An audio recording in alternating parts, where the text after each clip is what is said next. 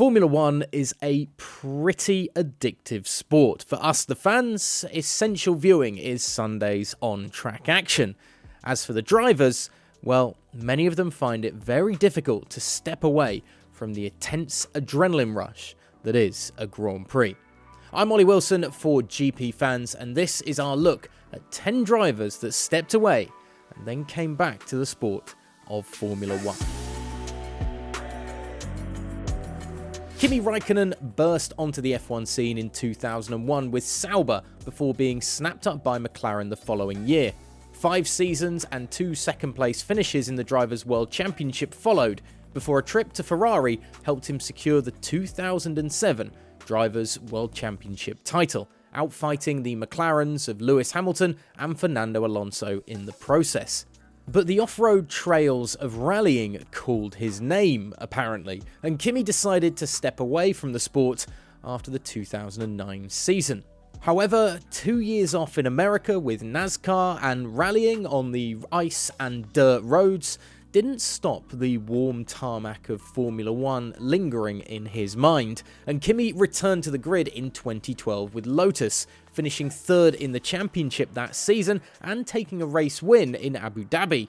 After finishing 5th the following year, Ferrari snapped their fingers and brought him back in 2014, but their previous success could never be replicated, as the Finn then joined Alfa Romeo Sauber, going full circle in the sport in 2019, before retiring for good at the end of the 2021 season. One of the biggest icons in British motorsport through the 1980s, Nigel Mansell had spells with Lotus, Williams and Ferrari before returning to Williams to take the Drivers' World Championship in 1992. However, once he'd reached the peak of Formula One, Mansell decided he needed another challenge, stepping across the pond to race in IndyCar in 1993. Mansell returned to Formula One, albeit under tragic circumstances, after the death of Ayrton Senna in 1994, coming back for 4 races that season, including a pole position and race win in the final race of the season in Australia. A brief spell the following year with McLaren started badly when Mansell couldn't even fit in his own car, before eventually stepping away for good after 2 races with the team.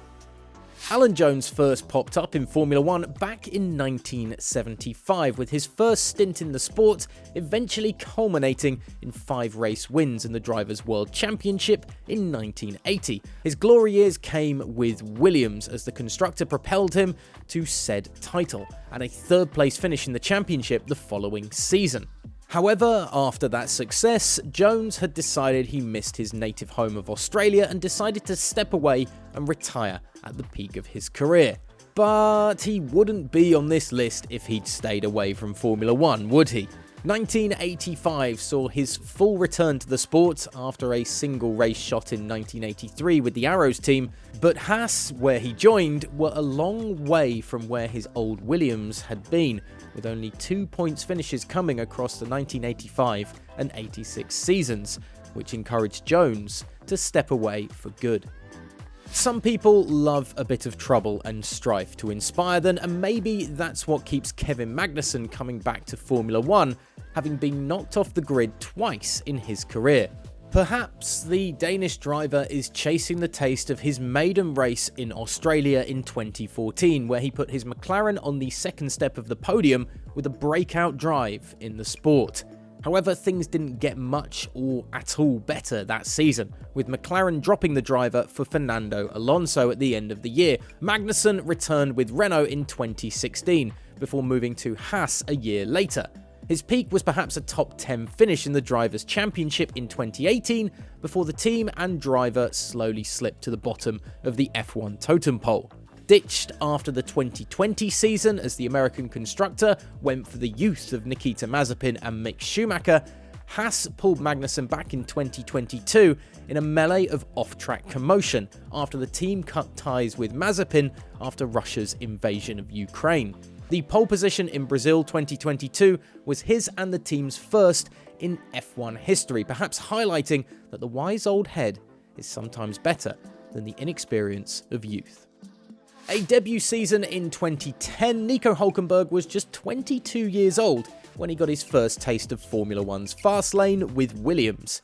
He made a splash in his first season as well, with a pole position start at the penultimate race of the season in Brazil. However, Williams hadn't seen enough from him, and the German was dropped for the 2011 season, stuck instead with a reserve driver position at Force India.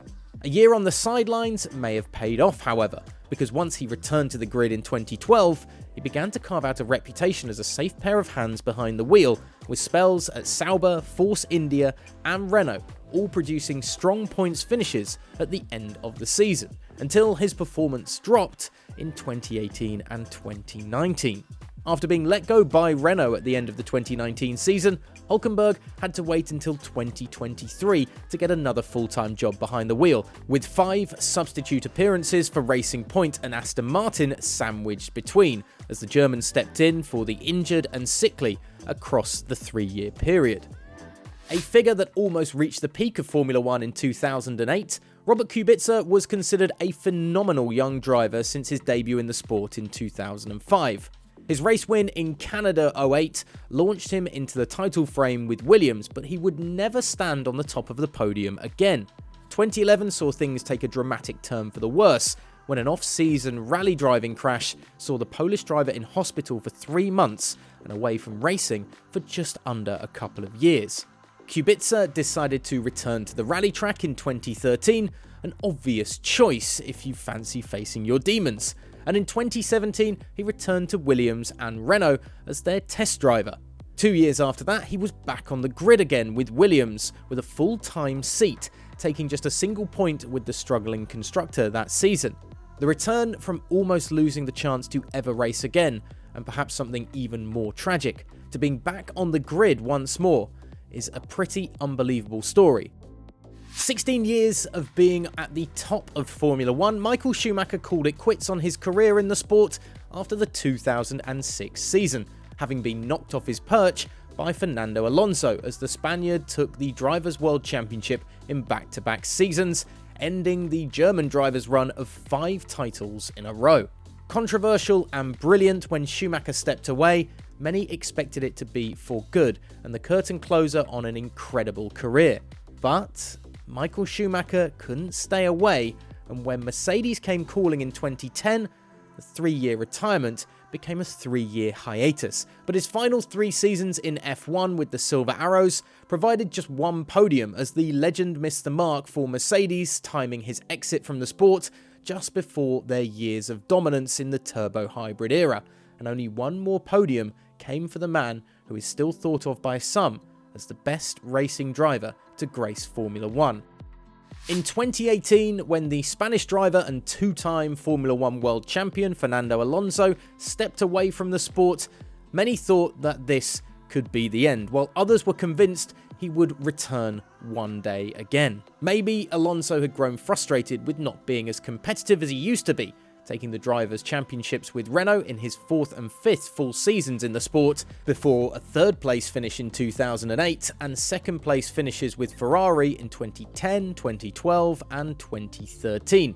Or maybe Alonso just wanted to chase motorsport's Triple Crown. Either way, his struggles with a shoddy McLaren car in those final 2 seasons helped secure he stepped away from the sport until 2021, when Danny Ricciardo moved from Renault to McLaren, leaving a spot open on the grid, allowing Alonso to return with Alpine before making the smart move to Aston Martin, where he currently resides, and looks far more competitive. Niki Lauda has given so much to a sport that almost took everything away from him.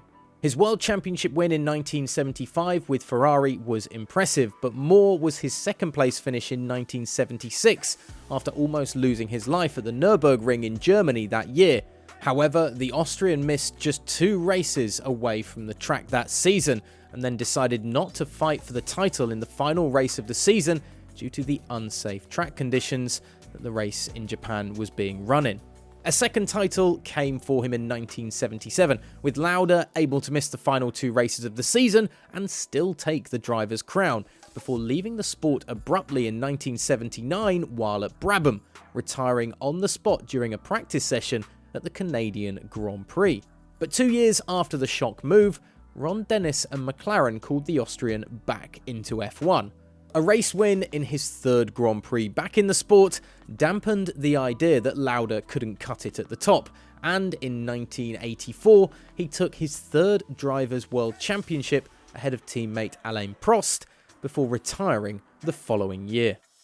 Another to win a title before and after a spell away from the track, Alain Prost would have drama at almost every turn of his career.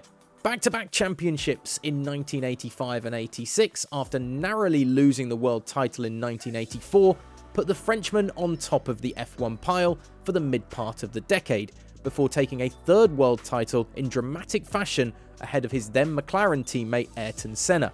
Prost couldn't partner with Senna as their feud boiled over, and believing McLaren favoured the Brazilian, the French driver headed to Ferrari, where another dramatic title showdown took place between the two, this time with Senna taking the championship.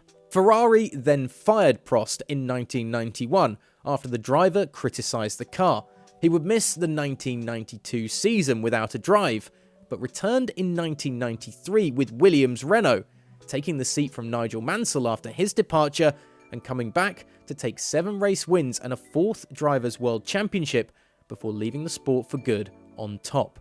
How very Nico Rosberg of him. Is there a driver that we missed out then in our top 10 drivers who came back to Formula 1? Let us know in the comments section below. GPFans.com for all the latest news and views in Formula 1, and don't forget to hit subscribe to stick with everything that we do here at the channel.